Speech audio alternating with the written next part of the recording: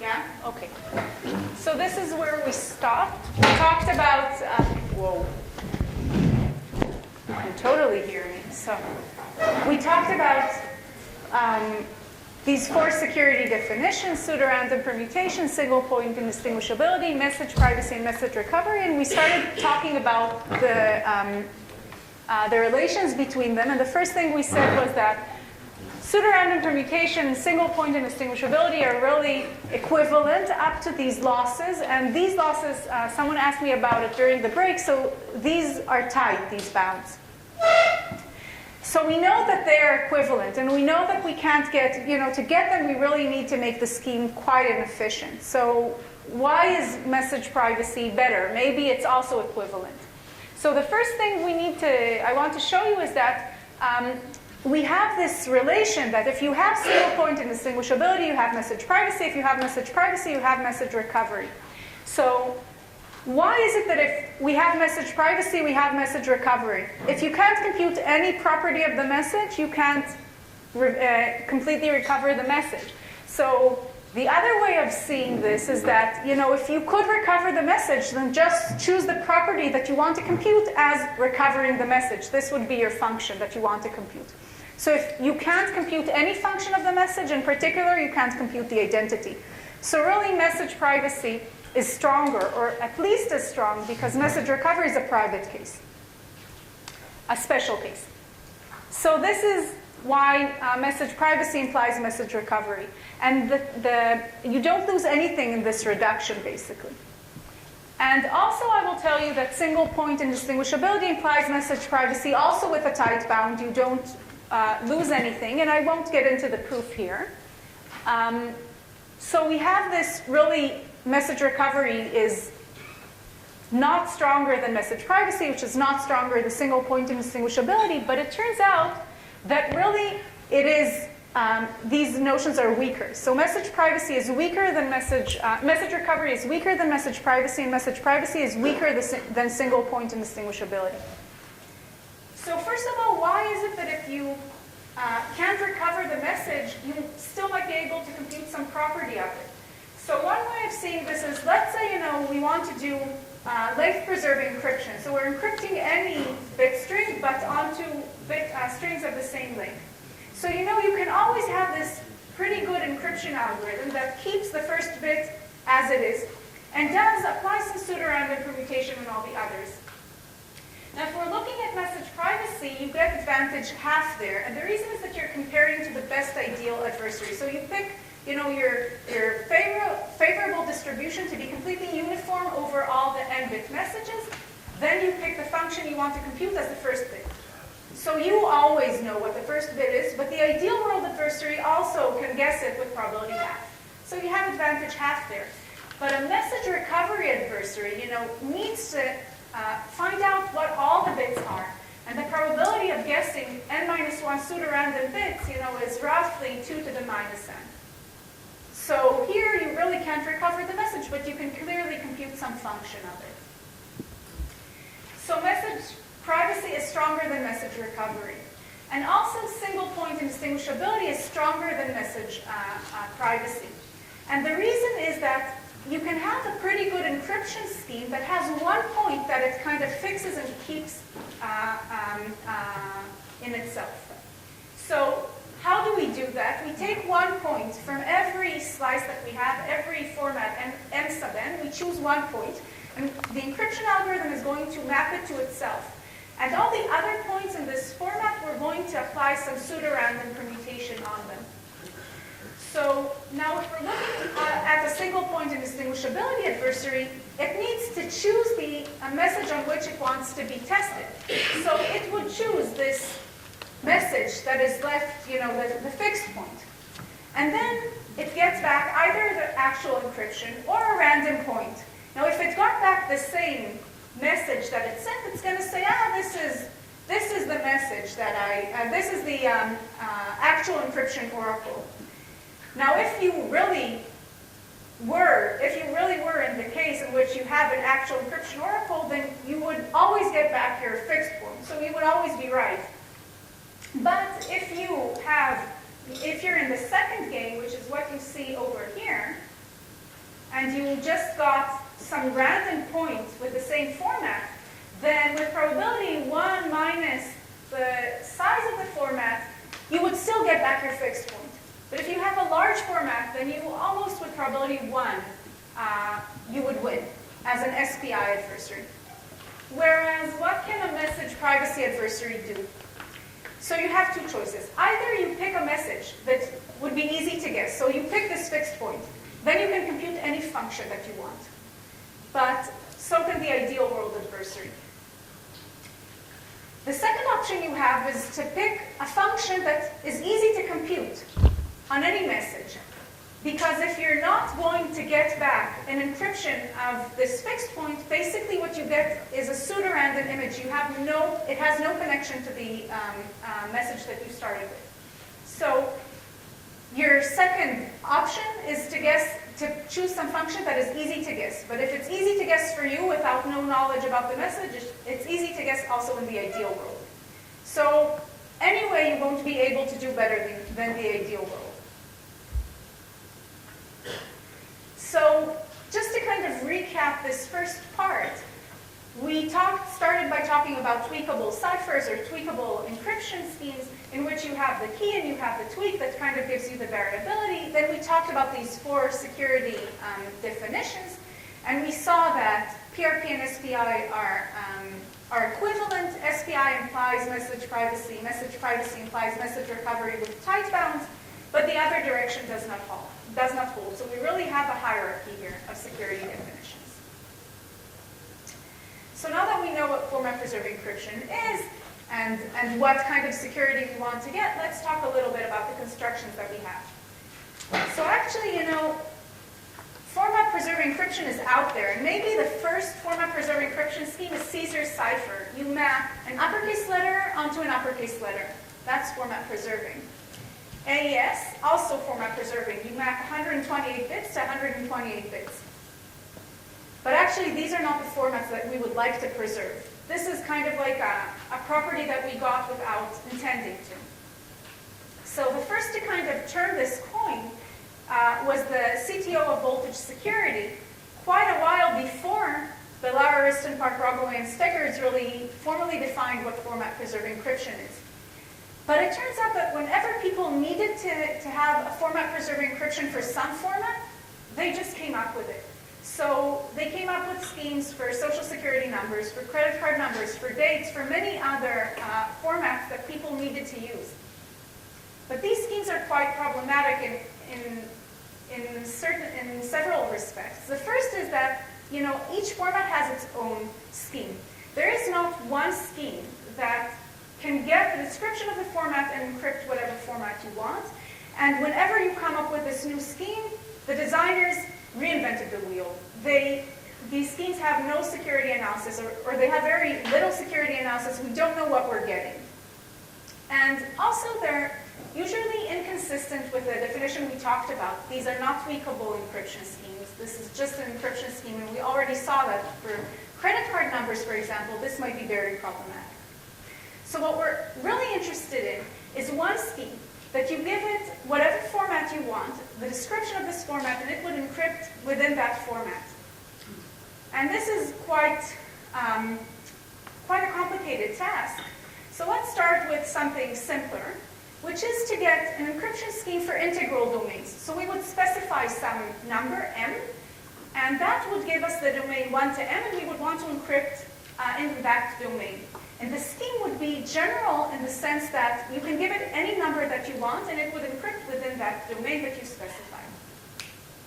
So in terms of kind of the notions of what we're discussing, this is the second part. And we're going to talk about integral domains. And this is the outline of what we'll talk about. So first of all, what are integral domains? What are domains that are almost integral? Then we'll have to do a detour through Feistel networks and talk about classic Feistel networks and their generalizations. And then I'll show you how to construct format-preserved encryption for integral domains from Feistel networks. And finally, I'll talk a little bit about standards of NIST to do format-preserved encryption for integers. So why integers? So in many cases, what we want to encrypt are actually integers, right? Like social security numbers, credit card numbers, all these things, they're actually integer numbers. But actually we can use format preserving encryption for integral domains to do format preserving encryption for other domains like names, addresses, dates, whatever you want. And we'll see that in the next session after lunch. So when I say an integer FPE, an int FPE, what I want is a scheme that can encrypt onto itself any integral domain, Z sub m. And these were studied by Black and Roboway, and by Belarus and Park Roboway and Steggers. But also, people were interested in format-preserving encryptions for things that I would call almost integral domains. So what are these domains? We have all the strings of length n for some fixed n over a generalized alphabet, 0, 1 to n minus 1. So these are almost integral. You can use them to encrypt any format z sub m to the power of n. Write all the numbers between 1 and m to the n. And these schemes to do FPEs for almost integral domains, they were studied already in the 1980s. But the reason that we're interested in them now is that there are two constructions, FFX and BPS, that have been submitted to NIST and are under the process of becoming standards. So we would be interested in them. And I'm going to call both of these integer FPEs. Even if we're talking about almost integral domains, I'm still going to call an FPE scheme over this domain as integer FPE. And most of the constructions are based on Feistel networks.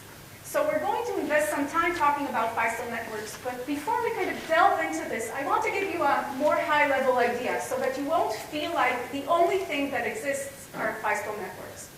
So when we're talking about constructions of integer FPEs, Roboway in Synopsis from 2010 kind of gives a division of the world into 3 domains. So the first is that of tiny domains, Z sub m. What does tiny mean? It means that it's feasible to invest either time or space which is proportional to the size of your domain. What does it mean feasible? It depends on your application, but this is kind of the idea. And then there are all kinds of constructions using block ciphers or card shuffles and stuff like that. But usually when we're talking about, even encrypting credit card numbers or encrypting social security numbers, it doesn't seem like it's something that we would want to invest O of m time or space to do the encryption. So then the second domain is that of small domains, either integral or almost integral domains. What does it mean small? So these constructions are going to use some underlying cryptographic primitive, let's say a block cipher. Now this block cipher has some input domain, and a small domain is one in which you don't exceed the size of the input domain for your underlying cryptographic primitive. And then you have constructions based on Feistel networks, either for Z sub m, where m is a composite number, or for bit strings, or for almost integral domains. And you also have constructions based on card shuffles. But these constructions are either inefficient, or you can think of them as constructions over Feistel networks. And finally, we have huge domains. These are domains in which your domain size exceeds the size of the input domain for your underlying cryptographic primitive. And these are usually defined for bit strings because of applications. They're used to encrypt disk sectors and stuff like that. People are only interested in them in doing this for bits. And these constructions are based on block ciphers. But we're going to talk about encryptions for small domains based on Feistel networks. And I just want to say that even though Roboway says that small means that you don't exceed the size of the input domain for the underlying block cipher, when people use this, they disregard this kind of definition. So when we say small domain, we're going to talk about whatever domain you want to encrypt, and this might be well above 2 to the 128 or whatever you have, whatever input domain you have for the underlying cryptographic primitive. Okay, so now let's talk a little bit about Feistel networks. So a Feistel network, what is it? It's a way of taking some pseudorandom function or pseudorandom permutation on a small domain and constructing a pseudorandom permutation on a larger domain. So what you do is you take your input. You divide it into right and left part. You do something on your right part using this pseudorandom function or permutation, which is called the round function. You somehow switch off the left and right, and you repeat this. You do this a lot of rounds, you get something in the output. This is the output of your Feistel network. Now, this is something that I added to your printout. The actual formulas of how we do one round. So in one round of Feistel, what we do is we take our right part, we apply some function to it, we XOR it with the left part, and then we switch it up. So this is the new right part. The new right part is apply your function on your previous right part, XOR with the left part. What about the left part? The new left part is just copy your right part to the left part. This is one round. Now, if you have an even length input, you can divide this equally. So you would have n bits of right part, n bits of left part. You apply some pseudorandom permutation on n bits to the right part. You get your new whatever. You XOR it with your left part. This is your new right part. What if your input doesn't have even length? So then you can't have left and right that are equal. So, and I forgot to say that when you're dividing the input into left and right equally, it's called balanced networks. But as I said, it's not always possible. Sometimes your input has uneven length, odd length. And then you have to use unbalanced networks. Your right part and left part are going to have different sizes. So then you have two options. And the one depicted in this slide is the one in which your right part is longer. So what you will do is you will apply a contracting function to your right part. You get a new something here. You XOR with your left part. And then you get your new R1 prime, a short right part. And for your new left part, you're going to just copy your right part to your left part. Now think of this. This is one round. We want to repeat this. But now we got a short right part and a long left part. So what we do is we just rearrange the bits. We borrow, right? We kind of take the least significant bits from the left part, glue them to the right part. Now we have a new n-bit right part and a new n-bit left part. The other option, which is not depicted here, is where your right part is shorter, then you have an expanding function. You would get a long right part here, and then you borrow from the right to the left. So these are our two options. Now, when you actually implement this in code, what happens here, this nice, what I said, you just borrow, you have this part here, you just stick it here. This means you're going to take a value from one variable and copy it into a different variable, which also to theory people sounds like, so what? But in implementations, this might be a bother. So if we don't want to do this kind of copying from one variable to the other, we have a different alternative, a different way of doing Feistel networks, and these are called alternating networks. So what we're doing here, again, we have a right and left part that are not of equal lengths, but we're going to apply the function once to the right part, once to the left part, alternating. On odd rounds, like in this picture, what we see is that on odd rounds we would use a contracting function, and on even rounds we would use an expanding function. So in this alternating Feistel, we're starting out with a long right part. We apply a contracting function to it, XOR with the left part. This is the new left part. And the right part we just copy over. Now the second round, we just copy over the left part. And to compute the right part, we apply an expanding function to the left part, XOR with the right part, get the new right part. So we have three options to do Feistel: balanced, unbalanced, or alternating. And actually, unbalanced and alternating are generalizations of balanced. If you take, if you look at unbalanced and alternating where your right and left part have the same length, then basically you get back the balanced networks. Okay. So these are classic Feistel networks. They're defined over bit strings. And the question is, why do stuff over bits if we're interested in encrypting numbers, for example? So the first to kind of do this were Black and Rogoway in 2002, and they said, okay, let's encrypt the domain Z sub AB. And they do this using alternating Feistel. But it's not tweakable. So in 2009, Bar-Ilan suggested the first tweakable cipher, the first tweakable encryption scheme for Z sub AB. Now what happens here? You have a tweak. Where are you going to stick it in the Feistel network? You're going to stick it into the round function. So you have this tweak that you got from your encryption scheme. You're going to feed it into your round function, but we want to also use all the public information that we have available. So don't use just this tweak. Use the round number that you're currently doing in your Feistel network. Use the description of the format that you're currently encrypting. That way you kind of get independent random round functions. So, and they have two schemes. One is FE1, which is based on unbalanced Feistel networks, and one is FE2 based on alternating Feistel. And let me show you how this works. So the operations are computed modulo B, and we'll see what that means in a second. I just want to note that in your notes it says mod A here. So that's a typo. So let's say we want to encrypt the format 1 to 100,000.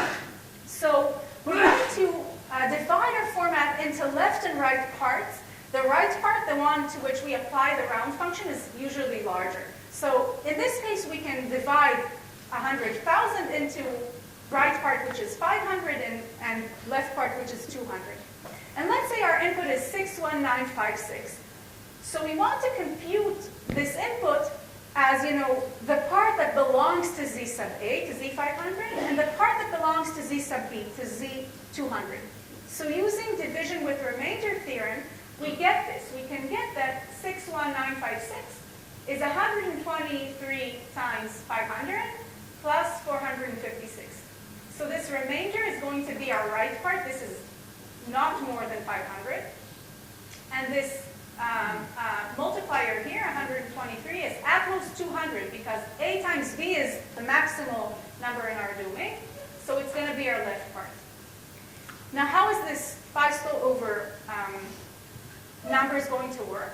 So now this 456 here goes into the round function. So this is a keyed, tweaked round function.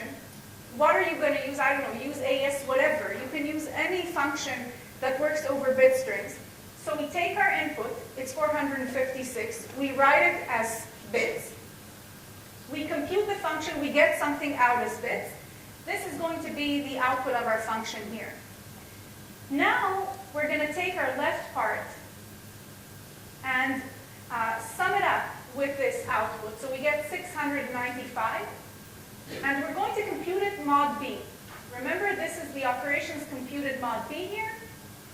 We take it mod B, so mod 2000, we're going to get 95. Let's copy over the 456. This looks great. This is what appears in your slides, by the way. But what doesn't appear is what happens in the next round. So the thing is that if you look at this, 95, great, this is in Z500. But 456, that's not in Z200. So we need to rearrange. We need to rewrite these values that we got again so that the left part would be in Z200 and the right part would be in Z500. So, okay, so what we got here is some number x prime, which basically is the number written here times B, which is 200, plus 95. We're just going to rewrite it using A, right? The way we did before. So now we have 182 times A plus 295. And this is going to be our inputs to the next round. So now we kind of rearranged the number that we got. We again have a number here in Z sub A. We have a number here in Z sub B. And we can continue to the next round. Ken? Those two special properties from F, you need to work with specific length, right? So the question was, do I need something from this F? You can use whatever F you want and truncate it. okay? So when I depicted this F here, conveniently enough, what I got out was three digits, right? It was 572, which is over Z sub A and over, it's not in Z500, not in Z200. It's not a problem because I do this mod operation here, okay? So I can use whatever function I want, and this would work. The question is only, is it secure? So I'm going to discuss security later on, okay? Okay. So great, this works. But think about it, right? You get this number M that you should encrypt, right? This format preserving encryption scheme, this generalized Feistel, you get the number M, you need to find its factors. You need to find A and B. This is what the scheme is based on. Now, what if M is really large? And what if A and B are primes, like RSA primes? This would take a very long time. So in general, the fact that you need to find the factors of M is not good. This means that the scheme would be inefficient, because the first thing the scheme needs to do is to find these A and B, and if they're hard to find, then that's hard. So the question is, can we do better? Can we avoid factoring? And this is what, yeah. That only matters if you're really seeing something much bigger than your block size. If you have the 256 bits, you can factor trivially, right? So you're interested in like a really, really, really big format. Yeah, I'm talking about big formats because, okay, so the question is how do you do this encryption? So when you're trying to encrypt formats that you actually care about, like names or addresses, you get to like 2 to the power of 850 or something like that, right? So it's like, it's insane. So it's true. So what Yuda was trying to say is that, if you're using AES with 256-bit keys, then you can factor. So are you going to go over that? Yeah, I am, because when I say small domains, I say whatever domain size you want to encrypt is okay. I'm willing to go over the size of the domain here. So this is a real problem for applications. So,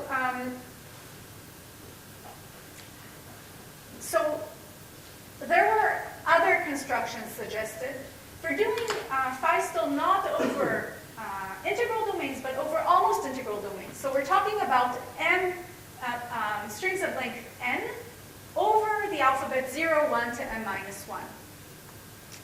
And then how does this work? So let's see an example. Let's say we're talking about encrypting 10-digit strings. And we're going to use balanced Feistel. So we're going to use left and right parts of, those are going to be 5-digit strings, just because it's easier to depict in a picture. And let's say our input is 1, 2, 3, 4, 5, 6, 7, 8, 9, 0. So we have two options of how to do Feistel. So the first option is that when we do these computations, we're going to do them coordinate-wise. Now what do I mean? We have these, so we have the Feistel network, we can divide our input in some way, we can apply some round function. The thing is that here we do XOR, bitwise addition. Now what happens when we're working with digits? We need to somehow provide an operation that would be what we do with the output of the function here and the left part here. And this operation could be, when we're talking about digits, could either be, or in general alphabets, it could either be doing things point-wise, coordinate-wise, or doing things like block-wise, mod the size of the block. So let's start with coordinate-wise. So we started out, we're dividing our input into 5 digits. The 5 most significant digits are going to be the left part. The 5 least significant digits are going to be the right part. Now the right part goes into the round function, which is a key tweakable function. We already know we take our string, we transform it into bits, we get back the output. So Commit, you can notice that here the output is actually longer than 5 digits, 6 digits. So yeah, it's too much. So what happens if I get the output to be too much? I just truncate it, right, to 5 digits. So this is my output now, 57294. And now I want to add it up with 1, 2, 3, 4, 5. Now how do I do it? So one way to do it is coordinate-wise. So I take this 5 here plus 4, that's the 9 here. Then I take the 4 here plus 9, that's 13. So it's 3, no carry. Yeah? Then I take the 3 here plus the 2 here, that's 5. We didn't have any carry, and we continue on like this. And for the left part, we just copy over the right part. And because we truncated the output of the function, of the round function, and because we do these operations coordinate-wise, we get 5 digits on the right part and 5 digits on the left. So this is ready. We're ready here to do the next round of Feistel. So this is one option. The other option is to do the operations blockwise. So again, we divide our inputs. The right part goes into the round function. We already know that the output is 157294. It's truncated to this. So this is what we get. Now we add it up with the left part. We do these operations blockwise. So we add up the numbers and we compute it mod 10 to the power of the right part. So it's 10 to the power of 5. So if we do it here, what we get is, again, 5 plus 4 is 9, 4 plus 9 is 3 plus carry 1. 3 plus 2 plus carry 1 is 6, etc. This is the difference. And again, we copy over the right part. And again, because we do these operations, mod 10 to the power of 5, then we would get 5 digits on the right, 5 digits on the left. We're ready for the next round of Feistel. Okay. So these schemes are efficient. There is no factoring, right? And if you think of it, this gives us a way of encrypting integral domains or almost integral domains onto themselves. We just do these Feistel networks for integral or almost integral domains. So the main question is, how are we going to specify the parameters of the network? What kind of network to choose? Balanced, unbalanced, alternating? What's going to be the imbalance? What's going to be your operation? Blockwise, coordinate-wise? What's the round function? What's the tweak? All these parameters are the things that we need to choose. And these two suggestions for NIST standards focus on this. So this is the next thing that I want to talk about. But before I talk about these standards, let's talk a little bit about security. I think this is what bothered Clouud before. So what about the security of Feistel networks? So this is the main approach towards constructing block ciphers. And people care about block ciphers. So this is just to say, if people say, why do we believe that P is not equal to NP? Because a lot of people have tried to prove that they are and failed. So why do we believe that Feistel networks are secure? Because a lot of people have tried to attack them and failed, or a lot of people have tried to prove security and shown all kinds of bounds. So they have been intensively studied for many, many years. We have all kinds of security proofs and we have all kinds of attacks. Security proofs usually assume that you have completely random round functions. And they say, let's say you started with, really the problem is not with your round function. If you start out with a good round function, a random function, what would you get? Would you get a function permutation that is pseudorandom? And the measure here is either PRP, pseudorandom permutation security, meaning really when you look at your entire Feistel network, is it close? Is it indistinguishable from a pseudorandom permutation? Or you look at strong PRP security, meaning that if you have your Feistel network, and you also have the inverse of it, you can also decrypt. Would you able to distinguish between this and a random permutation and its inverse? So this is the measure that, kind of the security measure that people have been looking at. And the parameters that people care about are the number of queries that you can make. You can make encryption queries. How many queries can you make? And this is an information theoretic property. It does not depend on your running time. It just asks how many times can you query your oracle. There is also a computational measure of the running time. How long do you need to invest to do this, to launch an attack? And when we look at these parameters of interest, what do they influence? So they influence the choice of the number of rounds. So if you want to get PRP security against so and so many queries, you're going to need to use a lot of rounds. And if I said before that PRP security and SPI security is very hard to get, or you can't get it with efficient schemes, what I mean is that with the schemes that we currently have, like FE1 and FE2, the schemes from the Bar-Ilan paper, if you want to get SPI security against the number of queries, which is basically your domain size, you need tens of thousands of rounds of Feistel. No one's going to run that. And I just want to say that there is a huge gap between security proofs and attacks. And this is a major open problem to close this gap. So basically, we know that in order to get security up to this many rounds, you need like tens of thousands. Up to this many queries, you need like tens of thousands of rounds. But can we attack? Like if we have less rounds, can we attack that? So the truth is, we can, but only if you make a lot of queries and you invest a lot of time and you really have very few rounds. So the best attack there is right now is an attack by patterning, which takes like double exponential time. And basically, it goes through all possible options for your Feistel network. It goes over all possible random round functions and checks whether the answers to your queries is consistent with that network. So this is the security of classic Feistel. We're talking about generalized Feistel networks. So it turns out that generalized Feistel networks are almost as secure as standard Feistel networks. But they have not been as well studied. So what does this mean? It means that it might be simpler or easier to attack them. It might be simpler to prove security bounds. Maybe we can get PRP security with less rounds for generalized Feistel. So there's a lot of work to do here. So I said here that generalized Feistel is almost as secure as standard Feistel. Why is that? So in standard Feistel, where do you get the security from? You get it from the assumption that your round function is pseudorandom.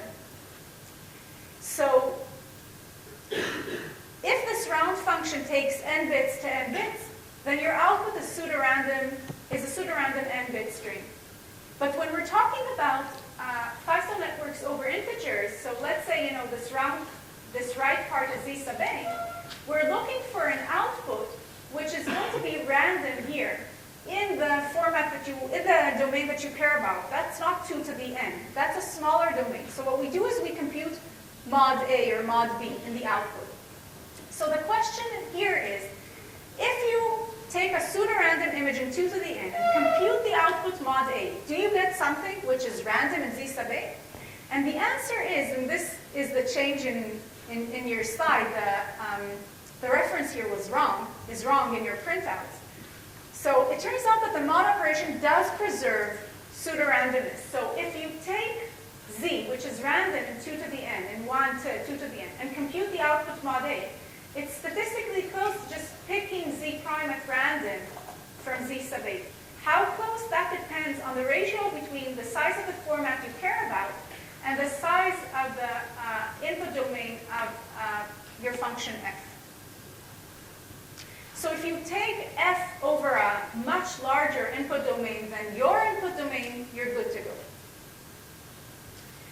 And Hong and Rogaway in 2010 studied specifically generalized Feistel networks, and I kind of put in your printouts the results that are state-of-the-art right now in terms of security. So this security here is talking about chosen ciphertext attacks. So you have an encryption and decryption oracle.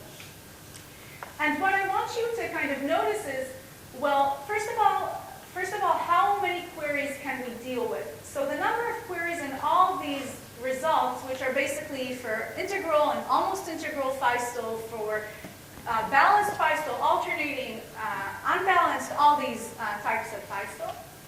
The number of queries we want to deal with basically is the input domain of the round function, which is, if we're talking about integral domains, then it's this A here. If we're talking about almost integral domains, it's, let's say, n, which is the length of the right part. So the number of queries we can deal with is almost the domain size of the round function. It's not exactly it. It's to the power of 1 minus epsilon for some epsilon.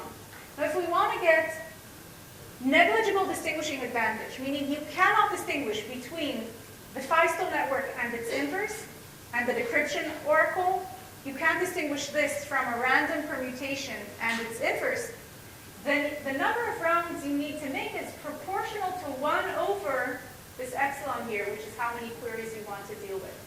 So that's one point. The second point is when we're talking about unbalanced Feistel, we can do two things. Either take a large right part and contract it, kind of squish it to a shorter output, or take a short right part and expand it to a large output. So when we look at these bounds, we see that basically the number of queries we can deal with is the length of the right part. So if you take a longer right part, you get better security. You can deal with more rounds. You can deal with more queries. But it requires more rounds because the number of rounds is proportional to the length of the right part. Now what happens if your right part is shorter? Then again, the number of queries you can deal with is the right part. So here, if you shrink the right part, you can deal with less queries. You would get security, but only against less queries, but you would also need less rounds to do it. So this is kind of general security of generalized Feistel networks.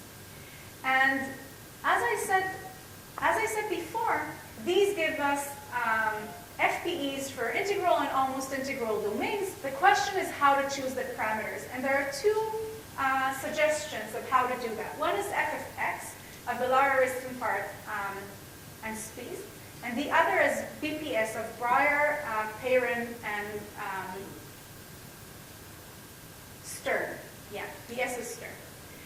Okay, so I want to kind of go over these standards or these suggestions for standards so that we can see the difference between the two. So let's start with FFX. This scheme is very, very parameterized. There are a lot of things that you can choose. So what can you choose? You can choose the basis, M. You can choose the length, N, of your strings. You have two restrictions, though. One is that your domain size has to be at least 100. Otherwise, meet-in-the-middle attacks are going to defeat you. And the second is that the size of your domain has to be at most 2 to the power of 128. The reason is that they don't give any mode of operation. They don't want you to exceed your format. They don't want it to exceed the size of the underlying block cipher, the underlying function that we're using in the Feistel network. You can choose the round function. You can choose the key space that you want to work with. You can choose the number of rounds. You can choose the tweak that you want to work with. But of course, this tweak should include all the public information because you want it to, if it includes all the public information, then the probability of kind of having a collision in the tweaks of two different messages is smaller. And you can choose the structure of the network. If you want it to be alternating or unbalanced or balanced, if you want to do your operation blockwise or coordinate-wise, how imbalanced it is if you chose an unbalanced scheme. And their security goal is the following. They want to get strong PRP security against m to the n minus 2 queries in time which is less than exhaustive key search on the round function. So what does this mean? So first of all, it's strong PRP. You should be unable to distinguish the encryption and decryption algorithm from a random permutation and its inverse. How many queries can you make? You can query the entire domain, input domain. You can query, all the domain, all the format that you're trying to encrypt. But 2 queries. So this -2 here is kind of like a technicality. The reason is that balanced Feistel networks can only give even permutations, and if you query, all you're missing is at most 1 encryption, then basically you know whether you got an even or uneven permutation. So that's like a technicality. Basically, you're reaching the entire domain. And why are they bounding the time? So the thing is, they're saying what would be a trivial attack? A trivial attack would be to go and attack the round function. The trivial attack on the round function would be to just go over all the possible keys and see whether you're able to find some key that explains the answers that you got to the queries. So this is not valid. If you do that, you're cheating as far as we're concerned. So that's why they say you need to do this attack, to launch this attack with less time than that, because attacking the key, attacking the round function, whatever, you can do it if you want to. So based on this security bound, they suggest how many rounds they think you should use. And this is based on security proofs that we have and attacks that we know. And because we have better attacks for shorter inputs, they say, if you have a shorter input, you should use more rounds. And they say, moreover, that usually we're interested in encrypting bits or digits. And that's why they have two specific variants in which they kind of give you an instantiation of all these parameters for bit strings of 8 to 128 bits, or decimal strings of 4 to 36 digits. So these capture like social security numbers and credit card numbers and all these things that we would like to encrypt. So this is FFX. BPS is a little bit less parameterized. So you can still choose a few parameters. Like you can choose the alphabet and you can choose the length of the messages. And here you can choose it to be whatever size you want. They give a mode of operation. You can choose the round function and the key space of the round function. And you can choose the number of rounds as long as it's even and more than 8, or at least 8. What do they fix? What can't you choose? So the tweak space is 64 bits. Now you should still use all the public information available as the tweak. But what happens is if you have a longer tweak, you just hash it down using some hash function. The networks they work with are alternating, maximally balanced, where they do coordinate-wise operations, bit-wise operations when they're encrypting one block, and when they're doing this mode of operation for longer strings, they're using block-wise operations. And the mode of operation that they use is CBC, which Sasha kind of talked about before. And something here, so this is again, the formula here was wrong in your printout. So what's the input length to your round function? It's basically the input length to the round function minus 32. This 32 here is it's not there by chance. Remember that we do this rounding operation, this modulo operation. We lose something. We lose in the amount of security that we lose is the size of our domain over the size of the domain of the round function. So here, by taking the input to be shorter by 32 bits than the input to F, we're guaranteed that this difference between choosing at random and choosing at random and 2 to the n and taking the mod operation would give us negligible statistical distance. And the security goal that they want to reach is somewhat similar to what FFX want to reach. So they want PRP security, only encryption, right? So you shouldn't be able to distinguish an encryption oracle from a random permutation. You can query the entire domain and they have no time bound. But even though they have a somewhat stronger, in some sense, security definition, the number of rounds they suggest that you use is 8 for all input lengths. And it's kind of less conservative. So they're being more risky in order to get more efficiency. So these are the standards. So both of them have the same, they work for domains of size m to the n. And FFX says, I don't want to give you a mode of operation. BPS says, I'll give you a mode of operation, you can do whatever you want. In 2013, NIST published a paper talking about FFX and BPS. In this paper, there is no mode of operation. So NIST is only willing to kind of guarantee security of these standards as long as you don't use any mode of operation. As long as the formats that you want to encrypt have size at most 2 to the 256. The security goals of both of these standards are kind of the same. It's strong PRP or PRP against basically all the queries, querying the entire domain. As for efficiency, BPS is more efficient. They use less rounds, less calls to the round function, but they're being more risky. FFX they're being more conservative. So you pay more in efficiency, but you know that you're getting better security. Each has their suggestions of which functions they think you should use as a round function. But in this 2013 paper of NIST, they say you're going to use AES as your round function, which means that you can encrypt domains of size 2 to the 128, of size 2 to the 128, 2 to the 192, or 2 to the 256. And finally, about flexibility. So FFX is more flexible. There are a lot of parameters that you can choose. And BPS is less flexible. There are a lot of parameters that they kind of hardwire into the network. So this kind of summarizes the first 2 parts of this 3-hour session, talking about what format preserving encryption is in general, how we do it for integral domains, and what are the soon-to-be, or hopefully soon-to-be standards. And I think it's time for lunch. Yeah. We have 1 minute according to what Yuda said, so you're still good. I'm confused about what's provable is. So I wouldn't say, so first of all, about these, what's provably secure, nothing is provably secure. This choice of rounds here defeats the pattern attack, even though actually the time you need to invest is more than what you would need to do an exhaustive key search on the round function. So FFX are being more conservative in the fact that they're defeating attacks that we know, even though they're very, very expensive, but they're not reaching the security, right? Security means you need to make like 22,000 rounds of Feistel, and they suggest to do like tens of rounds. So there is no provable security guarantee.